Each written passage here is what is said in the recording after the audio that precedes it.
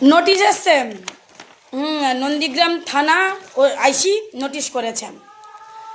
নন্দীগ্রামের উন্নয়ন, নন্দীগ্রামের পরিবর্তনের জন্য যদি অষ্টমগিরি আওয়াজ তুলে যদি তাকে নোটিশ করা হয় কি না আমি নাকি অশান্তি লাগাবো, আমি নাকি শান্তি ভঙ্গ করব, সেই কারণের জন্য 126 BNSS এর নোটিশ আমাকে করা হয়েছে, আমার এমএলএকে পর্যন্ত করা হয়েছে। আমি এই নোটিশ সম্পর্কে নিশ্চয়ই বলবো, হয়তো নন্দীগ্রামের আরও অসংখ্য নেতার নামে এসছে। তো একটা কথা বলি, সর্বপ্রথম যেটা না বললে নয়, মানে সত্যি স্যালুট জানাই আমাদের নির্বাচন কমিশনারকে, ভারতবর্ষের নির্বাচন কমিশনারকে স্যালুট জানাই, কারণ সত্যি ওনার তুলনা হয় না, এটা কিন্তু আমি অস্বীকার করব না।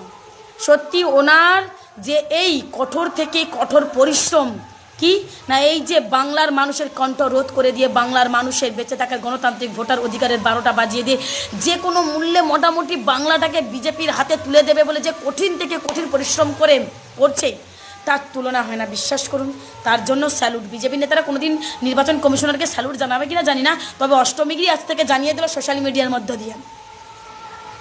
আপনারা নিশ্চয়ই দেখেছেন যে কিছুদিন আগে মমতা বন্দ্যোপাধ্যায় নাকি শান্তিভঙ্গ করতে পারেন, মমতা বন্দ্যোপাধ্যায় নাকি অশান্তি লাগাতে পারেন, সেই কারণের জন্য বিজেপি নেতারা বাংলা থেকে দিল্লিতে ছুটে চলে গিয়েছিল। আরে যে মমতা বন্দ্যোপাধ্যায় বাংলাটাকে বাঁচানোর জন্য আওয়াজ তুলেছে, সে মমতা বন্দ্যোপাধ্যায় নাকি বাংলাকে অশান্তি লাগাবে? আরে মমতা বন্দ্যোপাধ্যায় কি বিরোধী দলনেত্রী নাকি যে বাংলাকে অশান্তি লাগাবে?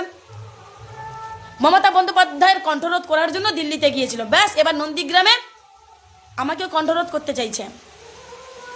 আমার খপ্তে বেশি হাসি পাচ্ছে ভাই, আমার দিকে নজর মনে হচ্ছে খুব ভালো লোকের পড়েছে, খুব ভালো লোকের পড়েছে।